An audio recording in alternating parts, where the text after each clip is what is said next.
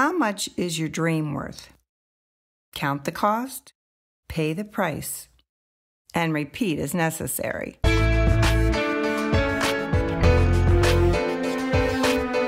Welcome to the Brand New Me podcast. I'm Frances. And I'm Pam. And we are two women passionate about helping others thrive in life, not just survive. In each episode, we're going to find creative ways to offer hope for your future through our own life experiences. So join us every week as we learn together that we really can be a brand new me.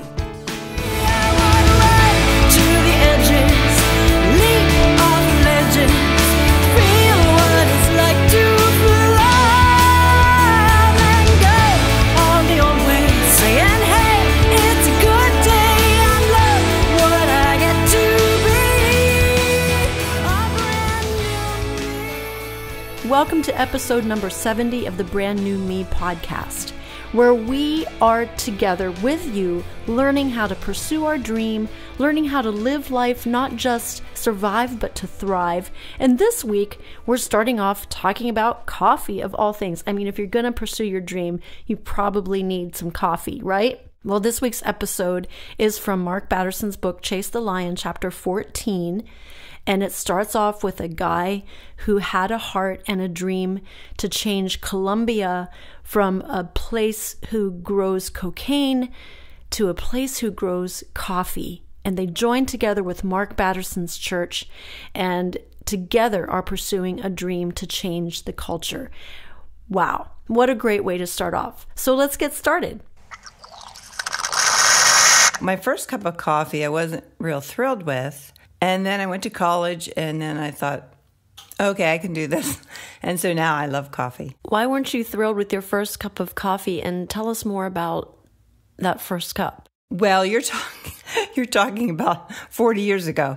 But I just remember people drinking coffee, and then it's real social. Coffee's a very social drink. Because you sit around and people are drinking coffee and you're like, have a glass of water and it's just not right. So you have to have your coffee. So I think I just adapted myself to it. It's like the first taste or whatever, it's not too thrilling, but then you get addicted to it. So that's pretty much it.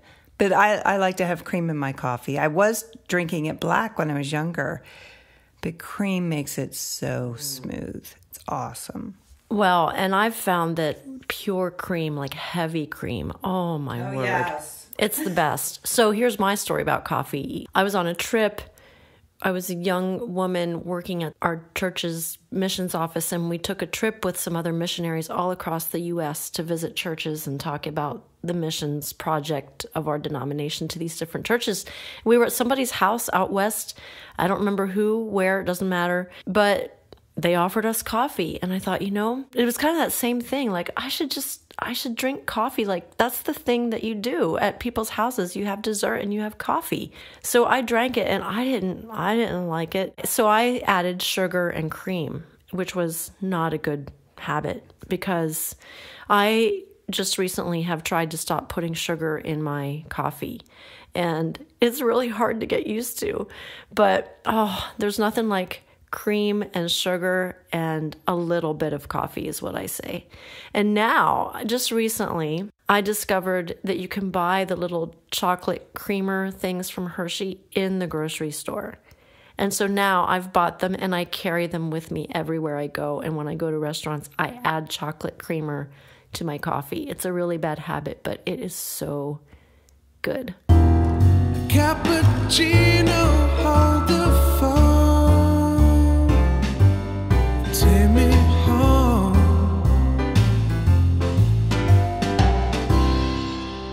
So in case you haven't noticed, our chapter today is actually about coffee. There's a really cool story about coffee in this. And we wanted to start off by just telling our own attachment with coffee. Now, you worked at Starbucks for a while, though, didn't you? I did. I was a barista. And, so much fun. I loved working at Starbucks. And, you walk in the door in that morning to go to work and you just take in the smell of coffee. And, their coffee's kind of strong sometimes. But sometimes. Yeah. But I got used to it. But I didn't drink coffee all day. I'll tell you, every fall now, I have to get a pumpkin latte. At least 2 during the season. I enjoy that pumpkin latte twice a year because it's delicious. So here's a coffee story. Recently, I was playing the piano at Hershey Medical, which I do once a month, and it's right beside the Starbucks, which I love because I can smell it and I hear everything going on. I love it. But I tried a new drink and I don't even remember what the name of it is. It's just, I'm trying to live dangerously these days and just try things I've never tried. And so I tried this drink, but it was the worst I have ever tasted. And I put honey in it. I tried to do everything I could to make it better. And finally I thought, I can't stand this. So I took it back, and I never do this, but I just said, I'm sorry, but this really tastes terrible. And I said, it's the new whatever. And she told me what it was. And I said, yeah, that's it. She said, yeah, it's really, really strong. So she said, we will give you, what would you like to have in replacement of it? So I got my cafe mocha because that's what I love. And she said, we can't take it back. So I went to the bathroom and dumped the whole thing. I felt really bad, but they were really nice about it and just took it right back. So when you work at Starbucks, do you get free coffee all day as much as you want? Oh, sure. Yes, you could do shots all day if you want to. Sometimes you felt like you needed them. Plus, they give you a pound of coffee every week. Oh, my word. For working there, which was a fantastic benefit.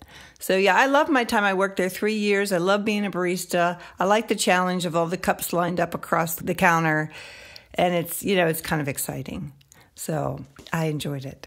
When I need a caffeine boost to get through the day, I drink Starbucks because, man, I can last for weeks on that's exaggerated, but partly just kind of a culture thing to drink Starbucks. But anyway, let's get to this chapter where this is called FivePound Dream. And there's a story we want to read about a guy who had a dream and a prayer to change the culture of Colombia. So we're just going to read this to you. Santiago Moncada remembers army crawling through his house with bullets flying through the window when he was a little boy. He also remembers tanks driving down the street, helicopters hovering overhead, and bombs blowing up all around him. Santi's father worked as a chef for the guerrillas who supplied cocaine to the Colombian cartel. In fact, he once threw a party for Pablo Escobar, the king of cocaine. At the height of his criminal career, Escobar was worth an estimated $100 billion as a result of supplying 80% of the cocaine smuggled into America. Santi escaped the crime and violence with his mother and immigrated to America. But he left part of his heart in his native Colombia. In December of 2012, Santi made a pilgrimage back to his hometown of Miranda, nestled in the Cauca Valley at the foothills of the Andes mountain range. Over breakfast with a local pastor, he was introduced to 2 farmers who had risked their lives and livelihoods to stop growing the coca plants that would ultimately turn into cocaine. They dreamed of becoming coffee farmers, but they didn't know how to export the dream God had given them. For 3 years, they had prayed that God would show them how to fulfill their dream. That's when Santi showed up, and their dream became his dream. Santi returned to America with 5 pounds of coffee beans and a dream called Redeeming Grounds. Last year, they helped Colombian farmers in a conflict zone transition 54 acres from cocoa to coffee cultivation.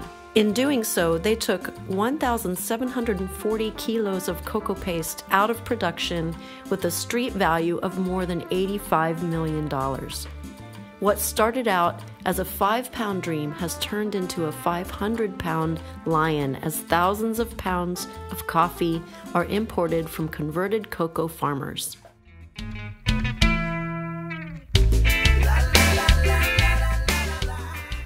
Redeeming Grounds is living out its name. It's not dissimilar to the dream God gave us for Ebenezers Coffee House on Capitol Hill. A decade ago, we turned a crack house into a coffee house. Our dream was coffee with a cause, giving every penny of profit to kingdom causes. What we didn't know was that our dream would help fulfill the dreams of coffee farmers in Colombia via Santiago Moncada.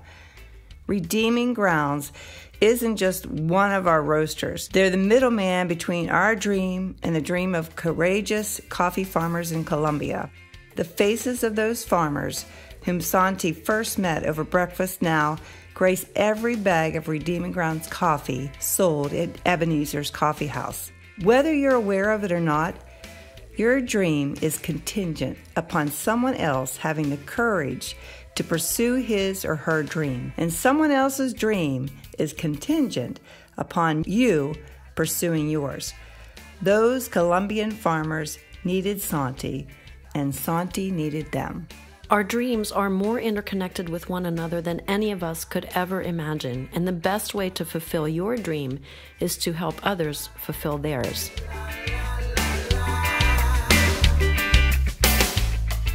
We just wanted to read that whole story to you. We felt like it was worth it because there is truly an Ebenezers Coffee House. I looked up both Redeeming Grounds and Ebenezers Coffee House. You can look them up online. You can see a video with Santi telling the whole story. And it's a coffee house that really exists. And so Pam and I are thinking about taking a field trip to Ebenezers Coffee House sometime in early 2019. If any of you live near there and can drive and meet us there, we just have a little podcast community gathering and just see somebody's dream, drink their coffee. I love to go places that is a fulfillment of someone else's dream and experience it and see for real something that you can touch and experience that someone else dreamed or dreamt, I guess is the right way to say it. Now, Mark goes on to say, there comes a moment in every dream journey when you have to put your money where your dream is. It might be a $50 date, a $100 application fee, a $500 plane ticket, $2,000 lease. Think of it as a down payment on your dream. And every dream has a price tag. There is dream tax, and don't forget about all the hidden costs. But a God-sized dream is worth every penny, every second, every ounce of energy. And nothing sets us up for God's provision like sacrificial giving. Pam, do you have any sacrificial giving stories you can share from your life? I do. I have a few, but this one probably stays in my mind more than any. My husband and I were at a big conference, and the speaker was a well-known speaker, and he was a televangelist, and he had given an invitation at the end for people to give. What's interesting, he had said about giving a certain amount of money, and I'm standing there and I'm thinking, okay, God, I really felt like, okay, I think we should do this. And of course, God was saying the same thing to him. And so we decided, we looked at each other and we said, yeah, I think we should do this. I really feel God's calling. So we did not have this money, but we were going to work it out. We were going to get the money. And so we gave the money. A few months after that, we were trying to plan a trip to take the kids to Disney World. We were going to drive down. You know, our car wasn't really big enough. We weren't sure what to do, if we really had the money to do that. Somebody came to us and said, I want to give you my car to use, which was this big, beautiful car. I have a house down there that I want you to use. She also gave us money. She said, I want you guys to take your kids down to Disney World. And it was amazing. We knew right at that moment how God had given back to us, totally in a different way, but God had given back to us. And we experienced many of those things throughout our year. Even in our church, my husband was a huge giver. We always felt like you cannot outgive God. And he always blessed us. We had been blessed with maybe jobs, whatever it would be. And he's been very good to us and continues in my life because of our giving. And I see that in you. I think almost every time you come here to the studio when we do these podcasts, you bring me something of some kind. I mean, you've brought me bedroom slippers and socks and food, and I see that in you guys, and I love that. It inspires me and speaks to me. I have a story too, a financial story. Just happened January of this year, January or February, I think it was. At our church, we take up an offering that is above and beyond our tithe, which is, we look at it as kind of 10% is the minimum for a tithe. But this offering goes to special things and people who have extreme need. And so we call it the benevolent offering. One of the staff of the church got up and told how they felt impressed to give away their car. And they didn't really want to, but they did. And how God provided for them out of that. And while she was telling that story, my own heart was stirred to give $500 toward that benevolent fund. And January is not a good time. It's probably not a great time for any of us because we've gotten through the holidays and tax season is coming upon us. I've just recovered from Portraits of White, which costs me more than I get from that concert. So I am completely depleted financially.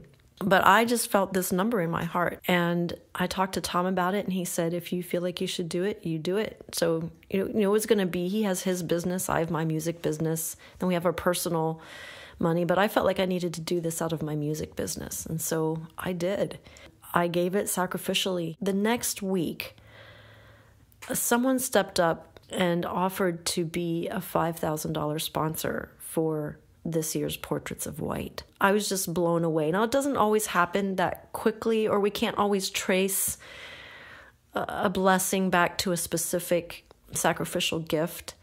But for me, it was a definite, immediate, wow, I sowed something and I reaped amazing back. Every year that I do Portraits of White, the second year I did it at Messiah College, I had to put a big down payment on using their venue. And again, it was a step of faith. Am I really going to do this? And I took a picture of me mailing my application and my check to Messiah, trusting that God would provide for me to do the show. And he did. That's a great story. We never should look at giving as we are getting back, although his word says we are.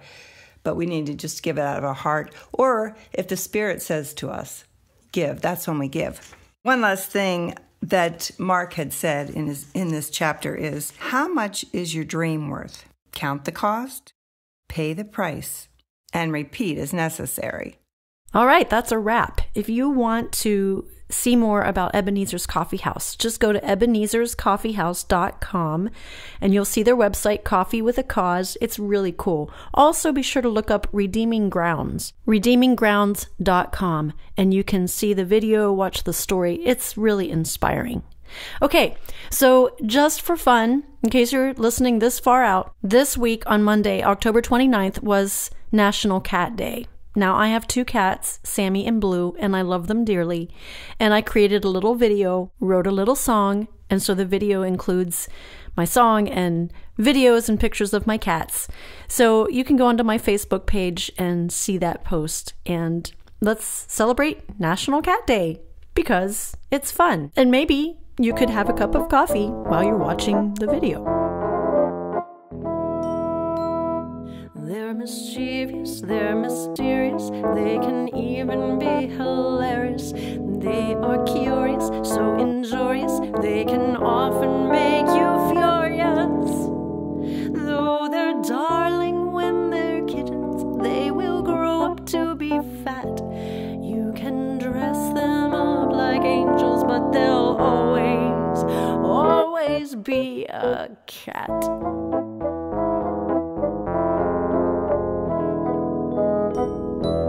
They are playful, sometimes hateful. They can be just downright painful. They'll mislead you and misread you. They come only when they need you.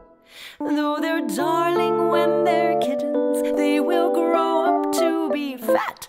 You can dress them up like angels, but they'll always be a